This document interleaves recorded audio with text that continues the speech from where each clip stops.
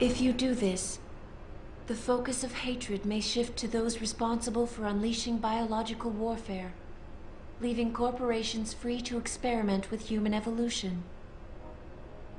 Are you sure this is your choice? Let me think about it. If you do this, the unadulterated truth in Darrow's confession may well convince mankind to cast all science and technology aside, to ensure that future generations grow up free and whole. Are you sure this is your choice? Let me think about it. If you do this, first-hand experience with corporate negligence on such a grand scale may convince mankind to enact harsh restrictions on human enhancement research. Are you sure this is your choice? So be it then. Freedom. To those who don't have it, it's more valuable than gold. But where should it start and end?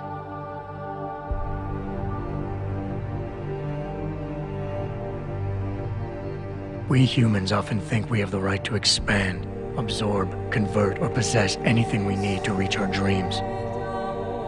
But time and time again, hasn't this led to conflicts with others who essentially believe the same thing?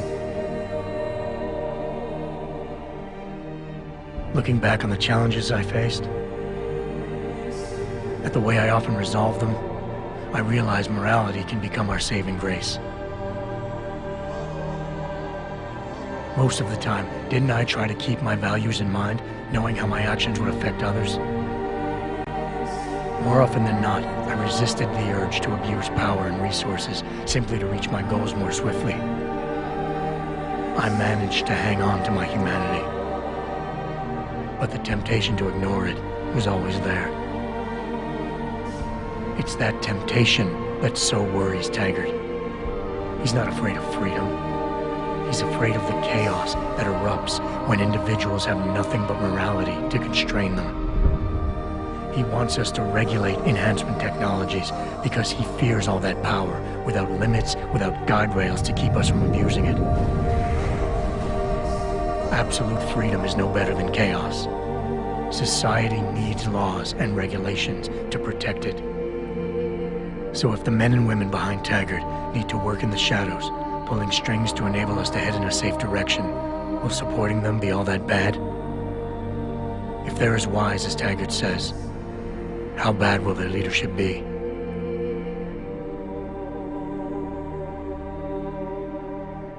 I just hope they stand by what they say.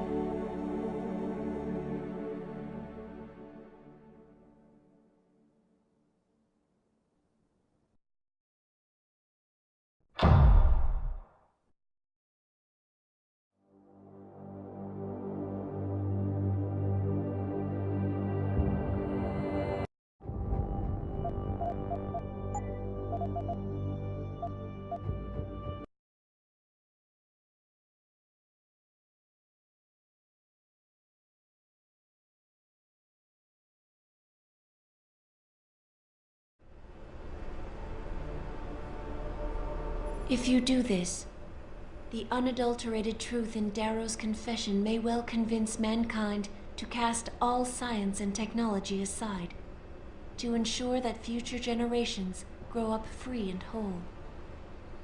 Are you sure this is your choice? So be it then.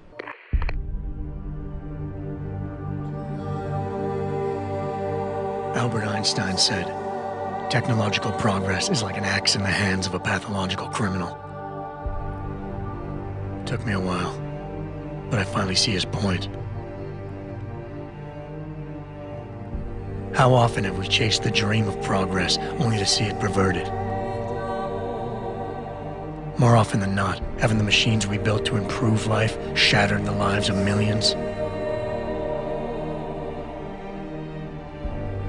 And now we want to turn that dream on ourselves to fundamentally improve who we are. Experience has shown me how dangerous that can be.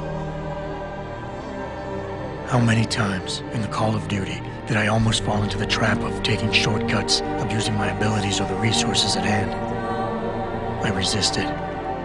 barely at times, because I valued human lives and considerations. Can I truly despise others who fall? Technology offers us strength. Strength enables dominance, and dominance paves the way for abuse. Darrow understood this. He knew that using technology to become something more than we are risks losing our ability to love, aspire, or make moral choices.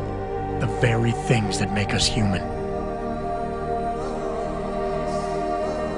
It also risks giving some men the power to make others what they choose, regardless of the cost to human dignity.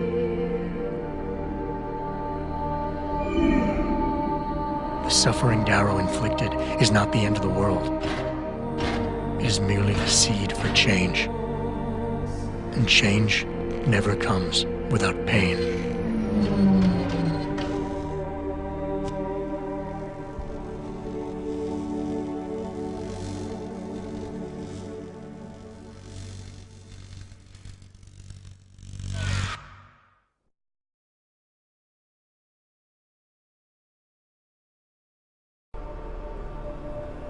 If you do this, the focus of hatred may shift to those responsible for unleashing biological warfare, leaving corporations free to experiment with human evolution. Are you sure this is your choice? So be it then. Sarif was right about one thing. It's in our nature to want to rise above our limits. Think about it. We were cold, so we harnessed fire. We were weak, so we invented tools. Every time we met an obstacle, we used creativity and ingenuity to overcome it. The cycle is inevitable. But will the outcome always be good?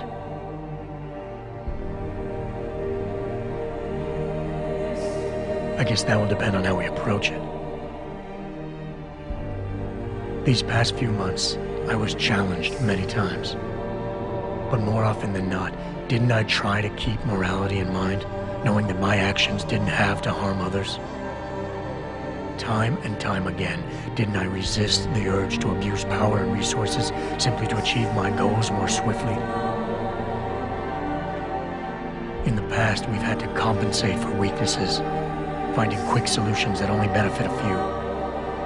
But what if we never need to feel weak or morally conflicted again?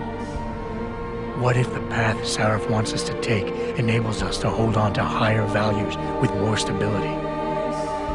One thing is obvious. For the first time in history, we have a chance to steal fire from the gods. To turn away from it now, to stop pursuing a future in which technology and biology combine, leading to the promise of a singularity, would mean to deny the very essence of who we are. No doubt the road to get there will be bumpy, hurting some people along the way. But won't achieving the dream be worth it?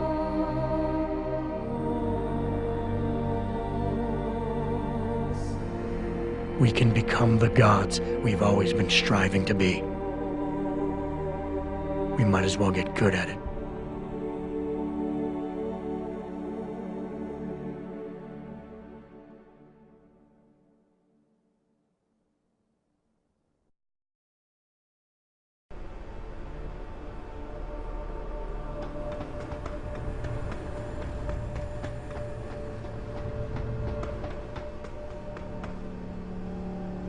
If you do this, the world will be left with questions and may never reach a consensus. Are you sure this is your choice? We have little time left, Adam. And might I say, it has been a pleasure.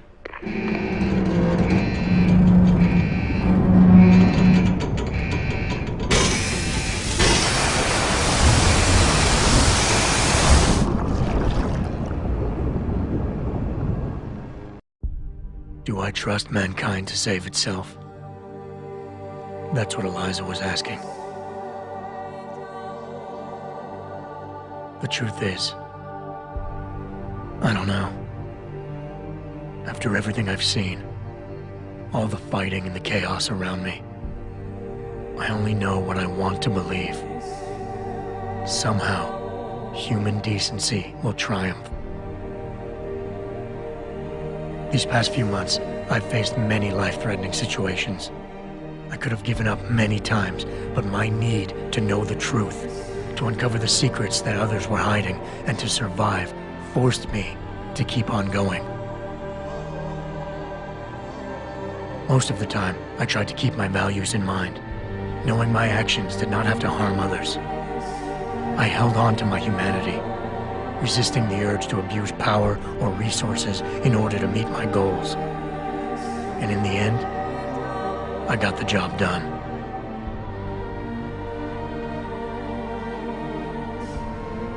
But does this mean I have the right to choose for everyone? No.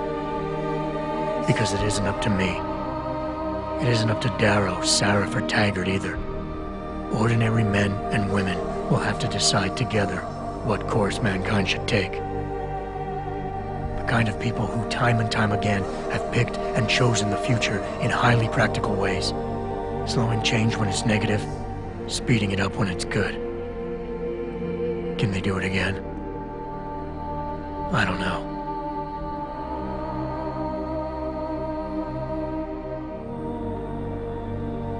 But I do know I'm not about to let anyone in this station, myself included, stand in their way.